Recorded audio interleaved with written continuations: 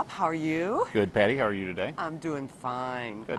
We're here talking about IGA, of course, and in talking with Scott and his dad, they keep coming back to you're the brains of the deli and the bakery, and you're also the cook and bottle washer and the whole thing for the store. Tell us a little bit about your job.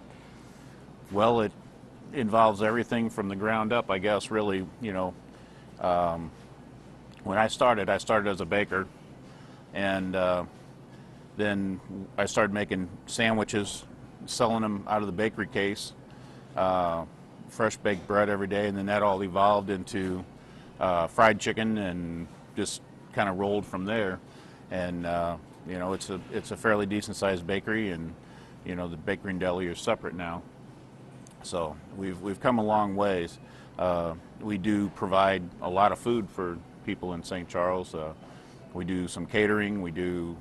I do food for funerals for several churches in town. It gets delivered, and people know that whenever they come in and order food for something like that, that it's taken care of. Beyond that, I handle equipment repair, new equipment, just anything that happens out here. When we remodeled, I was pretty much the guy in charge of the go-between between the contractors and what happened inside, outside, and that whole thing, kind of the construction coordinator that made it flow. Sounds like you can do anything they put your mind Well, to. yeah, Going from baking to building is right. Is I fix jump. a lot of. I do a lot of equipment repair around here too. Save anything to save a buck, as far as calling outside contractors in. So. Well, you've got the best donuts in town. I mean, everybody's talked about that. Is that your recipe or your grandma's recipe? No, or how'd we've that just come been about? doing it the same way since before I got here. There's nothing that we've changed, except for donut fryers. People, not the physical equipment, but the people that come in. Which is, when you're coming in at 2 and 3 o'clock in the morning, that we go through a few people, but. Now, do you train them? You hire them? You train them? Or are you requiring experience? Or No, how do you bring them in? Most people that come in to work in the bakery or to do fried donuts, they come in basically untrained, and we train them to our, the way we do it, which sometimes is better than bringing somebody in that's trained other ways, and True. Because then we get to do it our way.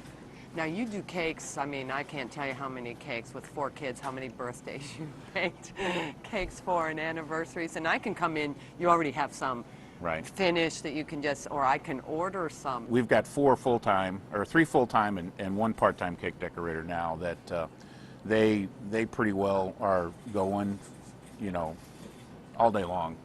And that's a big department. I think we've won Bakery of the Year for several years with the Journal, and I think that's probably the biggest thing, because when we send a full sheet cake out, that's going out to 96 people that are tasting some of the best cake. And we do the cakes for the Recplex in St. Peter's for the birthday cakes. I deliver those out there every Friday.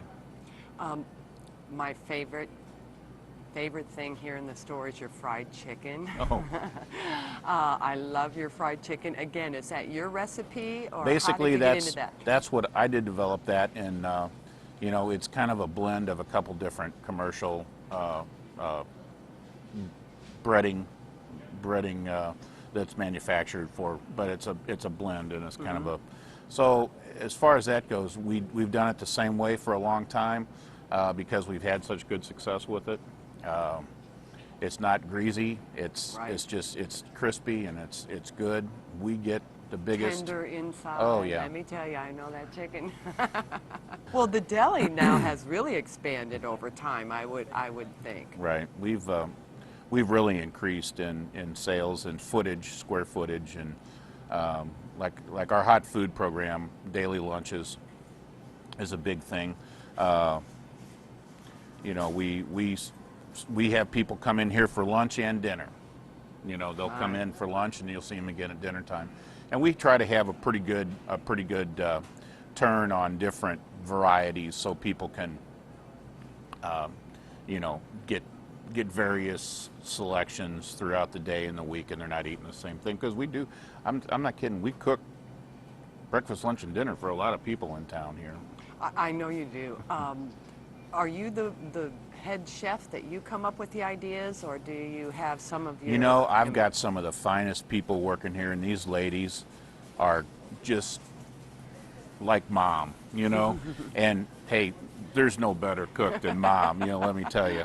But I do have a hand in quite a bit of it. But let me tell you, if we need something, they can come up with it, you know. And so I let people have pretty free reign as far as coming up with ideas and trying new things. I like to encourage them to be creative. You know. Well, you're creative because you came up with your own hot sauce.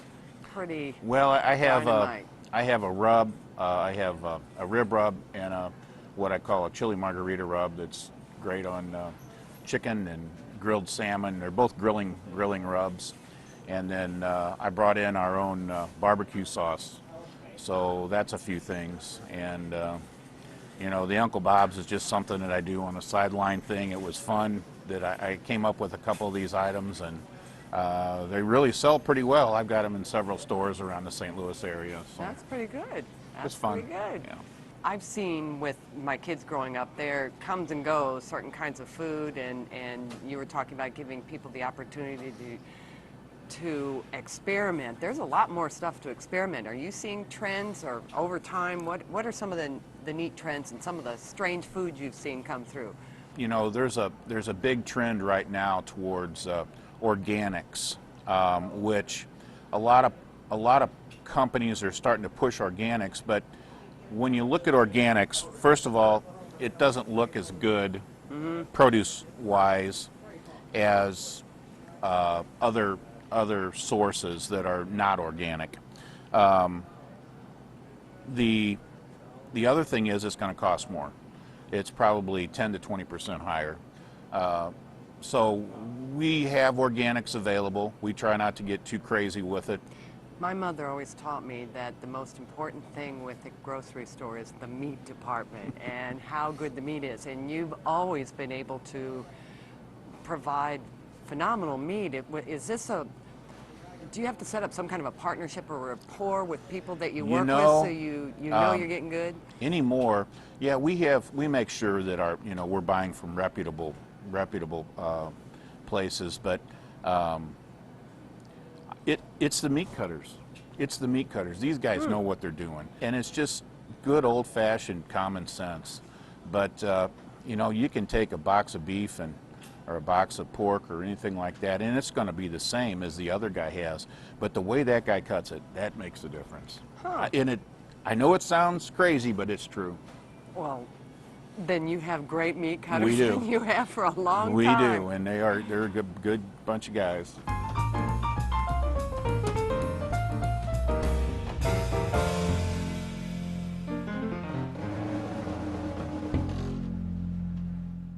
I want to thank Roy, Scott, and Bob for this great tour of IGA right here in St. Charles.